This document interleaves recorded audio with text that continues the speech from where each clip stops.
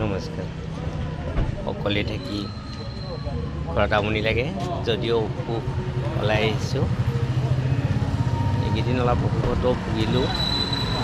ঘৰুৱা উৎসৱবিলাকো আছিল, তাৰ মাজেদি আৰু সময়বোৰ পাৰ হৈ গ'ল। এনেকৈ ঘৰৰ ভিতৰত সোমাই থকা অভ্যাস নাইতো, সেইকাৰণে আৰু ওলাই আহিলোঁ, ফুৰিবলৈ ওলাই আহিলোঁ।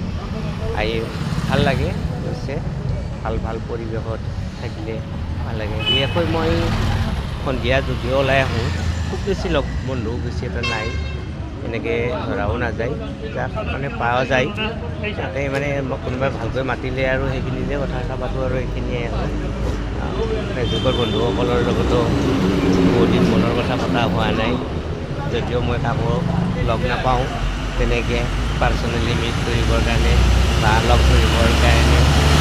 কিন্তু এই ভিডিঅ'ৰ দ্বাৰাই বা ৰীল বনাই মই মোৰ মনোৰঞ্জনৰ কামখিনিও কৰোঁ।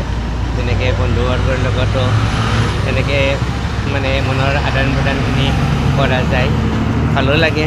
তেনেকুৱাকৈ ভাল সন্ধিয়া সময়তো তেনেকৈ কিবা এটা কৰিলোঁ। যেনে ঘৰতো দিনতো অফিচৰ কামবিলাকে থাকে, ঘৰুৱা অফিচিয়েল কামত ব্যস্ত হৈ থাকিলে সেইখিনি সময়ত আৰু ফেচবুকৰ লগত বেছি এটা সম্পৰ্ক নাথাকে আৰু ফোন প্ৰায় চাইলেণ্ট কৰাই থাকে। কোনোবা বন্ধুবৰ্গই ফোন কৰিলেও তেওঁলোকে হয়তো অভিমানো কৰে বহুতে, মই মানে ইচ্ছাকৃতভাৱে কাৰোবাৰ লগত কথা পতা নাই বুলি।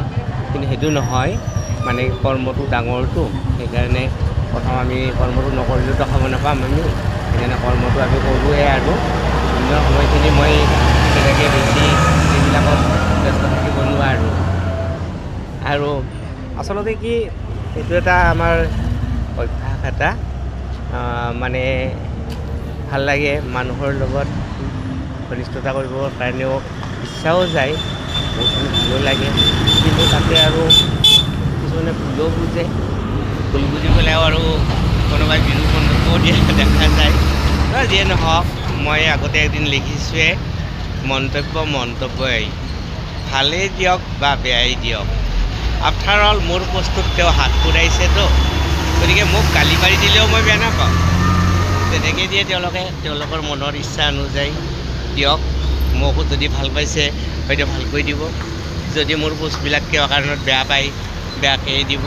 কিন্তু সেইটো ঠিক, মই কোনোদিনে বেয়া ধৰণৰ দিবৰ ইচ্ছা নকৰোঁ আৰু মই ইচ্ছা কৰি কোনো বেয়া নকৰোঁ, নিদিওঁ।